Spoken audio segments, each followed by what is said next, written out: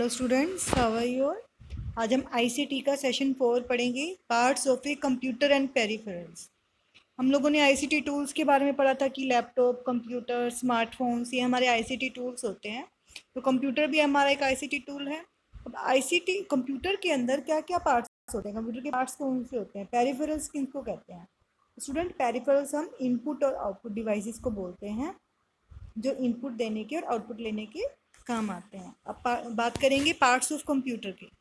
तो computer system क्या होता है? Computer system is a programmable machine designed to store and retrieve information and perform arithmetic and logical operation to produce meaningful result in desired format. अगर हम बात करें तो कंप्यूटर सिस्टम एक मशीन है, प्रोग्रामेबल मशीन है या इलेक्ट्रिक मशीन है, जिसमें हम डेटा को स्टोर करते हैं, इंफॉर्मेशन रिट्रीव करते हैं, या कोई भी ऑपरेशन अर्थमेटिक हो या लॉजिकल ऑपरेशन हो वो ऑपरेट कराते हैं और मीनिंगफुल रिजल्ट उसमें से लेते हैं। कहने का मतलब है हम कोई भी इनपुट देंगे, उसमें उस इनपुट पर प्रोसेसिंग होगी और उसके बाद हमें आउटपुट मिलेगा। तो it consist of 3 main units. इसके अंदर मेन 3 यूनिट्स होते हैं। अगर हम बात करें पार्ट्स ऑफ कंप्यूटर की, input unit, central processing unit और output unit. Different computers have different ways in which the input processing and output units connected in desktop computer. हर एक कंप्यूटर के अपने अपने अकॉर्डिंग उसके इनपुट डिवाइसेस और output units और input units होते हैं। उनको हमने अलग अलग पार्ट्स में डिवाइड कर रखा है। जैसे कि अगर हम बात करें 3 यूनिट्स के बारे में, तो it has a keyboard which is the input unit. अगर कीबोर्ड की बात करें तो कीबोर्ड एक इनपुट यूनिट है। एक बॉक्स होता है जिसको हम सीपीयू बोलते हैं, प्रोसेसिंग के लिए काम आता है। मॉनिटर होता है जिस पे हम आउटपुट डिस्प्ले होती है, तो ये एक आउटपुट यूनिट के काम आता है। तो कंप्यूटर सिस्टम अगर मान के चले, जब हम इनपुट यूनिट से कीबोर्ड से इंस्ट्रक्शन देते हैं तो एक रो इंस्ट्रक्शन होती है। उसके बाद वो सेंट्रल प्रोसेसिंग यूनिट पे जाती है, उसमें उसके ऊपर ऑपरेशन परफॉर्म होता है, सीपीयू उस पर ऑपरेशन परफॉर्म करता है। उसके बाद आउटपुट यूनिट पे हमें जो इंस्ट्रक्शन होती है वो हमें उस पर मॉनिटर पे या फिर आउटपुट डिवाइसेस पे दिख जाती है। अगर हम सीपीयू की बात करें तो सीपीयू भी आगे 3 पार्ट्स में डिवाइड रहता है। एक कंट्रोल यूनिट, मेमोरी यूनिट और arithmetic logic unit. Arithmetic logic unit को आप एएलयू बोल देते हैं और कंट्रोल यूनिट को आप सीयू बोल देते हैं। तो कंट्रोल यूनिट क्या काम करता है? देखो, control unit act as a receptionist and a manager of a company.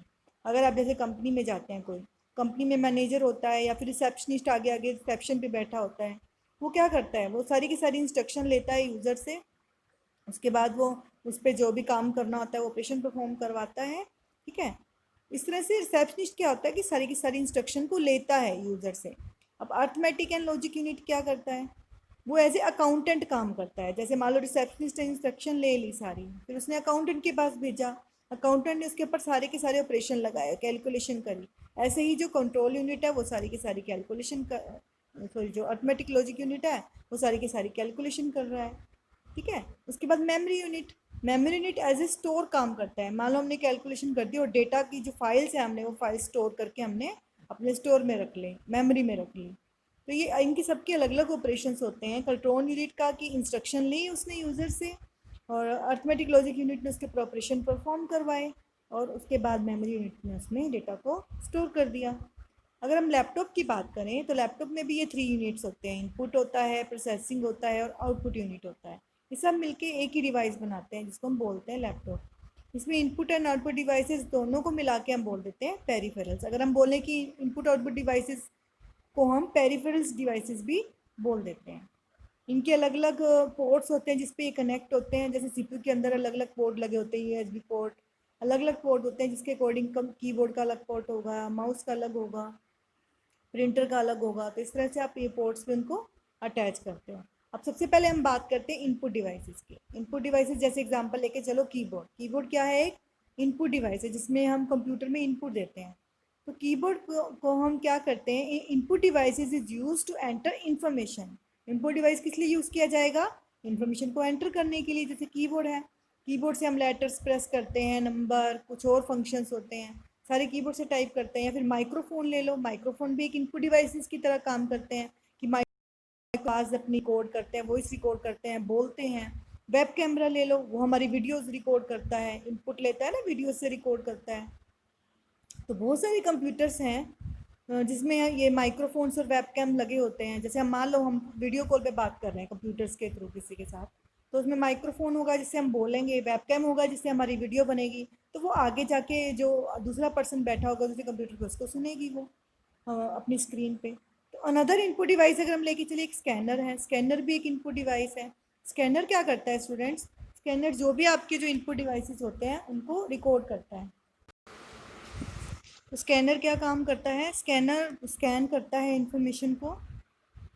कैसे? जैसे मान लो आप कोई भी अपनी असाइनमेंट लेके गए हो या फिर कोई डॉक्यूमेंट लेके गए हो, आप चाहते हो उसको कंप्यूटर के अंदर देखना चाहते हो उस पेपर वाली जो असाइनमेंट है, अब क्या करोगे? स्कैनर से उसको स्कैन कर लोगे तो उसकी जो एक कॉपी है ना वो हमारे कंप्यूटर के अंदर भी डिजिटल फॉर्म में आ जाएगी और हम उसको कंप्यूटर पे देख पाएंगे।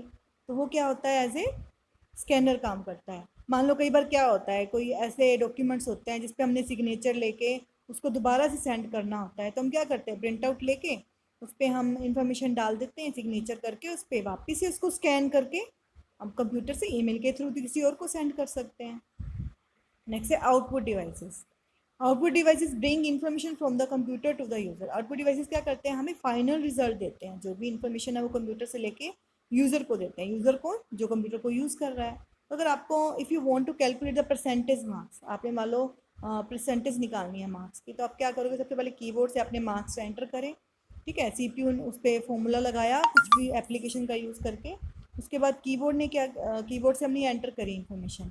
उसके बाद क्या हुआ? सीपीयू ने कैलकुलेट किया, वो सारा प्रोसेसिंग करी, उसके बाद जो परसेंटेज है वो मॉनिटर स्क्रीन पे दिख गई। तो ये एज ए आउटपुट इन्फॉर्मेशन की तरह काम होगा, क्योंकि हमें इन्फॉर्मेशन डिस्प्ले करवाता है आउटपुट यूनिट पे। प्रिंटर भी एक तरह से आउटपुट यूनिट की तरह काम करता है। जैसे हमने मान लो कोई भी इंफॉर्मेशन जो हमें मॉनिटर पे दिख रही है, हम उसको पेपर पे लेके आना चाहते हैं, तो प्रिंटर से हम उसकी हार्ड कॉपी निकाल सकते हैं, तो वो भी एक तरह से आउटपुट निकल रही है। ठीक है, तो if you want to hear the song you have recorded you use the speaker. Speaker भी एक आउटपुट की तरह काम करते हैं कि वो हमें जो वॉइस रिकॉर्ड की हुई है वो हमें सुनती है उससे, तो वो एक स्पीकर की तरह काम करते हैं। कॉमनली यूज पेरिफेरल डिवाइसेस कौन से होते हैं? पेरिफेरल्स मैंने आपको बताया कि इनपुट आउटपुट दोनों को पेरिफेरल डिवाइसेस बोलते हैं। जैसे अगर इनपुट की बात करें तो कॉमनली यूज कौन कौन से हैं जो हम अपने डेस्कटॉप कंप्यूटर पे यूज़ करते हैं? Keyboard, mouse, microphone and projector. Keyboard आपको बताया ही है, ये इनपुट के लिए यूज़ होता है, इसमें हम लेटर, सिंबल, नंबर वगैरह टाइप कर सकते हैं। माउस होता है, इसके अलग अलग पार्ट्स होते हैं स्क्रीन में, जो हमारा कर्सर है उसको मूव करने के लिए या सिलेक्शन करने के लिए यूज़ करते हैं इसको। माइक्रोफोन हम अगर हमें अपनी वॉइस रिकॉर्ड करनी हो तो माइक्रोफोन से करते हैं। प्रोजेक्टर, इसमें हम कोई इमेजेस या वीडियोस हमें बड़ी स्क्रीन पे देखनी हो तो प्रोजेक्टर के थ्रू, जो कंप्यूटर की स्क्रीन है वो हमें प्रोजेक्टर के थ्रू इमेज में बड़ी दिखती है सामने, कहीं भी वॉल पे जहाँ भी हमने इसकी सेटिंग कर रखी होती है। अब हम आउटपुट डिवाइस की बात करें तो मोनीटर। मोनीटर जिसपे हम एक तरह टीवी स्क्रीन की तरह ही होता है, इसमें हमें अपना रिजल्ट दिखता है। स्पीकर्स क्या होते हैं? जिसमें हम वॉइस सुनते हैं, साउंड सुनते हैं, वो भी आउटपुट की तरह काम करते हैं। स्कैनर, स्कैनर भी एक तरह से हम आउटपुट भी ले सकते हैं, उससे इनपुट दोनों की तरह काम करता है। अगर आउटपुट ले तो हम स्कैन करते हैं तो उसको हमें डिजिटल फॉर्मेट में हमें दिखता है। प्रिंटर, हम पेपर पे एक आउटपुट ले सकते हैं। और भी पेरिफेरल डिवाइसेस हैं जिनके अलग अलग फंक्शन होते हैं, जैसे bar code scanning. Bar code scanning students आपने देखा होगा, कभी आप कोई स्टोर पे जाते हैं, जैसे आप स्टोर इजी डे हो गया या रिलायंस का भी कोई भी स्टोर हो गया जहाँ पे आप कुछ भी शॉपिंग करने जाते हैं, तो आपने वहाँ देखा होगा आप कोई भी आइटम लेते हैं, जब उसके आप बिलिंग कराने जाते हैं तो आइटम पे वो बार कोड लगे होते हैं, ऐसे लाइनिंग सी लगी होती है, उसको वो एक मशीन होती है उनके पास, उससे स्कैन करते हैं। उसे स्कैन करते ही उसका जो प्राइस होता है उनके सॉफ्टवेयर में आ जाता है उनकी स्क्रीन पे। तो वो जो बार कोड रीडर, वो उसको बोलते हैं बार कोड स्कैनर, वो क्या करता है जो भी आइटम के ऊपर बार कोड लगे होते हैं उसे स्कैन करके उसकी इन्फॉर्मेशन को आपके कंप्यूटर में सेव कर देता है या डिस्प्ले कर देता है, जिससे हम उसका बिल देख पाते हैं। और भी कई हैं, जैसे स्कैनर आपको बता चुकी हूँ कि कोई भी पेपर डॉक्यूमेंट को आपको डिजिटल इन्फॉर्मेशन में देखना हो। देखो स्टूडेंट्स, जो भी कंप्यूटर में कोई भी इमेज है, कोई भी इंफॉर्मेशन है, वो हमें डिजिटल फॉर्मेट में दिखती है। डिजिटल मतलब 0 1 की फॉर्म में। तो अगर हम पेपर है, वो हम पेपर को अपने हाथ में ले रहे हैं, वो हार्ड कॉपी है, आप चाहते हो उसको मैं कंप्यूटर पे भी देख पाऊँ, एक डिजिटल फॉर्मेट में अपनी स्क्रीन पे भी देख पाऊँ, तो हम उसको स्कैनर के थ्रू स्कैन करके अपने कंप्यूटर में सेव करके रख सकते हैं। नेक्स्ट है सीपीयू। सीपीयू मैंने आपको बताया है, सीपीयू एक तरह से प्रोसेसिंग डिवाइस होता है जो प्रोसेसिंग के काम आता है। इसको हम ये भी बोल देते हैं कि मेन ब्रेन है कंप्यूटर का। जैसे कंप्यूटर ब्रेन, हमारा जो माइंड बॉडी है ब्रेन के बिना काम नहीं कर सकती, ऐसे जो कंप्यूटर है वो सीपीयू के बिना काम नहीं कर सकता। तो ब्रेन जैसे काम करता है, जैसे हमारे आंखें देखती हैं, ठीक है, ऐसे ही जो सीपीयू है वो भी सारा का सारा काम देखता है, कंट्रोल करता है उस पर, सोचता है उसके बारे में, फिर उसका रिजल्ट निकालता है और हमें पेपर पे दे देता है या स्क्रीन पे दे देता है। CPU also process information receive from the keyboard, ऐसे CPU कीबोर्ड से इंफॉर्मेशन लेता है, उसके बाद उसको उस पर प्रोसेसिंग करता है और मॉनिटर या प्रिंटर पे आउटपुट को दे देता है। तो ऐसे ही जैसे हमारा जो ब्रेन है, हमें कोई कैलकुलेशन करनी होती है तो उसकी कैलकुलेशन अपने ब्रेन से करते हैं फटाफट। ऐसी जो CPU के अंदर अर्थमेटिक लॉजिक यूनिट होता है, वो भी कैलकुलेट करके फटाफट से मॉनिटर को डिस्प्ले करवा देता है। और भी CPU के जैसे 3 पार्ट्स होते हैं, मैंने आपको बताया था, CPU control unit, processing unit और मेमोरी यूनिट। कंट्रोल यूनिट ये एक तरह से रिसीवर और मैनेजर की तरह या रिसेप्शनिस्ट की तरह काम करता है। ये इनपुट लेता है यूज़र से और उनको कंट्रोल करता है डिफरेंट डिफरेंट ऑपरेशंस में। अर्थमेटिक लॉजिक यूनिट कह सकते हैं आप इसको, या प्रोसेसिंग यूनिट कह सकते हैं। ये एक तरह से अकाउंटेंट की तरह काम करता है और लॉजिकली और मैथमेटिकली कैलकुलेशन करता है। ये प्रोसेसिंग यूनिट कह दो या फिर इसको ALU भी कह सकते हो आप, अर्थमेटिक लॉजिक यूनिट। नेक्स्ट है मेमोरी यूनिट। ये मैंने आपको बताया है कि जो भी डेटा हमने प्रोसेस कर लिया उसको स्टोर करता है, एक स्टोर की तरह काम करता है। जब टेम्परली हमने डेटा को स्टोर रखते हैं, अगर हमें लॉन्ग टाइम के लिए डेटा को स्टोर रख के रखना है तो रोम में सेव करते हैं। तो 2 टाइम से बच्चे में हमारी मेमोरी होती है, एक रैम और एक रोम, रैंडम एक्सेस मेमोरी और read only memory. Random access memory की हम टेम्परेरी हमें कुछ टाइम के लिए डेटा को स्टोर रखना है तो हम रैम में करते हैं, और परमानेंटली स्टोर रखना है काफ़ी टाइम के लिए तो हम रीड ओनली मेमोरी मतलब रोम में स्टोर करके रखते हैं। अब हम इनके बारे में डिटेल में पढ़ेंगे कि रैम रोम होते क्या हैं। एग्जाम्पल लेके चलो, जैसे आपकी किचन है, example of kitchen to understand meaning of RAM. If you are a cook, अगर आप एक कुक हो, आप क्या करोगे किचन काउंटर पे, क्या स्टोर रखोगे आप? किचन सेल्फ पे क्या क्या रखोगे? जैसे जो चीज़ आपको इमीडिएटली चाहिए, रोज़ के लिए चाहिए होती है, नमक वगैरह हो गया या कोई मसाला वगैरह हो गया, तो वो आप उसको काउंटर पे ही रखते हो। तो all things that you need access often will be in shelfs. ऐसी रैंडम एक्सेस मेमोरी भी क्या होती है, किचन काउंटर की तरह होती है, कंप्यूटर की काउंटर की तरह होती है। जो चीज़ें हमें जल्दी जल्दी चाहिए होती हैं, रोज़ चाहिए होती हैं, वो हम रैंडम एक्सेस मेमोरी में रखते हैं। और जब हम कंप्यूटर स्विच ऑन करते हैं तो हमारी रीड ओनली मेमोरी जो है वो एक शेल्फ की तरह काम करते हैं, कि जो चीज़ में जैसे मान लो दाल है, राजमा है, ये कोई ऐसी चीज़ें हैं जो आप उसको स्टोर करके रखते हो, आपको कभी कभी उसके बीच में से कई दिनों बाद जरूरत पड़ती है उसको निकालने की, तो वो क्या होती है, एक तरह स्टोरेज शेल्फ की तरह काम करती है। ऐसे ही जो रीड ओनली मेमोरी है, इसको हम यूजली परमानेंट स्टोर करके कभी कभी यूज़ करते हैं, तो वो as a read only memory की तरह काम करती है। रैंडम एक्सेस मेमोरी थोड़े टाइम के लिए स्टोर करके रखती है और read only memory long time के लिए स्टोर करके रखती है। अब एक है फ्लैश मेमोरी, इसको हम एक्सटर्नल डिवाइस की तरह भी यूज़ करते हैं। ये रैम और रोम का मिक्सअप होती है। जैसे आप फ्लैश मेमोरी का एग्जांपल लेके चलो तो आप मेमोरी कार्ड हो गया या पेन ड्राइव हो गया, वो एज ए फ्लैश मेमोरी काम करती है।